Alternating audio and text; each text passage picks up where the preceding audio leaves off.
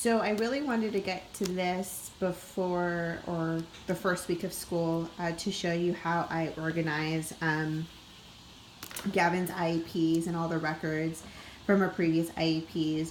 And I review it before school starts in order to make sure that Gavin is getting those accommodations or services kind of right off the back. Obviously, it's the first week of school, so things are getting initiated in, so I don't expect it the first few days. But this binder kind of was somewhat created for me and helped with by our behaviorist. But I got some ideas on how to get more organized by adding some tabs in and some sections. And I got some of these ideas through Pinterest. I think I searched like IEP Binder Organization. And the first tab here that I had is current or post IEP. So this is the current or previous IEPs for Gavin. And like I said, I've reviewed it today numerous times just to see, you know, what Gavin is getting into for the year. I have a section for previous reports. So in some IEPs, certain reports are presented to you by different people in our child's team. And so I have their reports all here. So I keep that.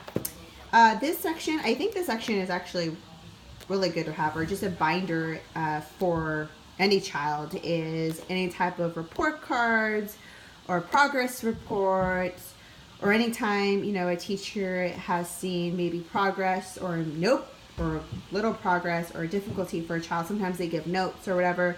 I keep all of that in this section, which is progress reports or report cards. Another thing I do is a data area. This is basically for my behaviorist. I collect data for her on every day on how Gavin is acting and the behaviors he's portraying. So that section is basically for our behaviorists. And then this one right here is a printout of my parents' rights. And I believe each district has their own. This is from our district, and I think you can get this through your district's website if you Google parents' rights.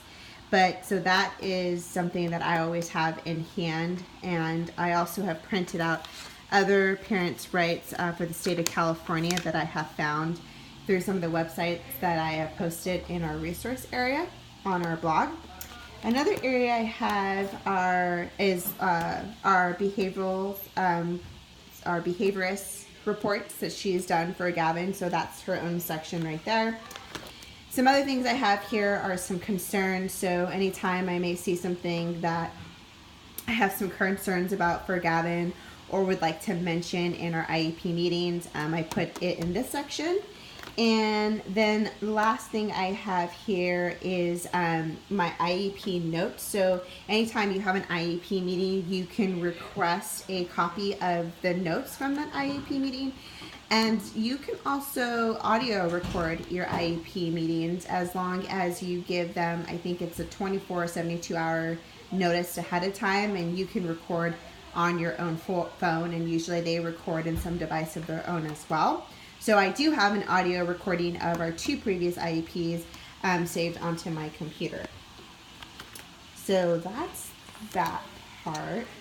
Another thing I wanted to share with you guys that we developed was a contract for Gavin. So this contract is basically saying if he has a behavior such as, you know, crying or screaming or throwing a tantrum, something in this list that he enjoys doing is going to be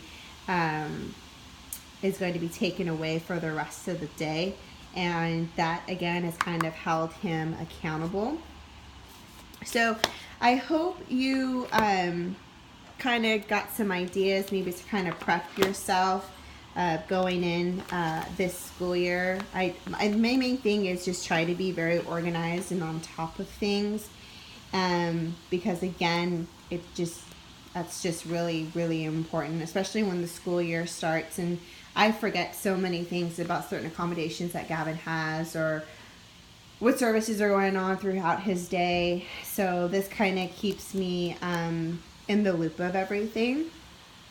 And something I wanted to say was, you always have the right to get a printout of your IEP. So just remember that if you lost it first week of school, please ask for a printout of your child's IEP. Second thing that we're actually doing this year is Gavin's IEP team. We're all having we're starting monthly meetings. So once a month, we're going to be meeting with his team just to make sure we have great communication, and they're just letting me know how Gavin's doing with all the services being offered to him, and maybe what things that I can do at home as a parent to kind of better those types of situations that may come. So I'm so grateful and blessed that we were able to get that. And that's about it. So I kind of hope this helped you out. Again, I'm going to post this video on our YouTube channel. So if you don't end up finding it on my blog, you'll be able to find it on our YouTube channel. And I hope it helps. And have a great day. Have a great first day of school and week this week. And yeah, if you have any questions or you'd like to comment on the blog area, please email me. My email is located at the bottom of my blog, or you can Instagram me with a message and I can assist you or maybe where to get some more ideas. Bye.